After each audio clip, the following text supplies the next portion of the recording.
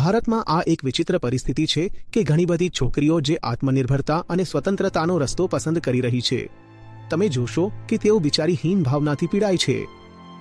કોઈ મહેફિલ હોય કે લગ્નનો માહોલ હોય અને ત્યાં જો 5-7 એવી મહિલાઓ ભેગી થઈ જાય જેઓ ઘરમાં જ રહે છે અને ઘરેણાથી લદાયેલી રહે છે, અને ત્યાં જો કોઈ એવી છોકરી તેમના હાથે ચડી જાય જે ભણી ગણીને જિંદગીમાં આગળ વધવા માંગે છે કે નોકરી કરવા માંગે છે,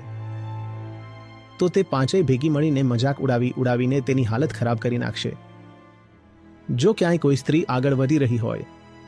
તો તમે અવારનવાર જોશો કે તેને કોઈ પુરુષે સમર્થન અને પ્રેરણા આપી હશે, અને સ્ત્રી જો આગળ વધી રહી હોય તો તેની ટાંગ ખેંચવામાં સૌથી આગળ મહિલાઓ જ હોય છે.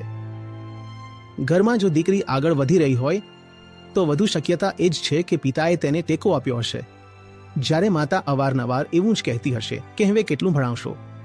24 વર્ષની થઈ ગઈ છે, હવે તેના હાથ પીળા કરો. સાચી વસ્તુને સન્માન આપતા શીખો, સાચી વ્યક્તિને સન્માન આપતા શીખો, અને જ્યાં ખોટી જગ્યાએ સન્માન આપી રાખ્યું છે ત્યાંથી એ સન્માન પાછું ખેંચતા પણ શીખો.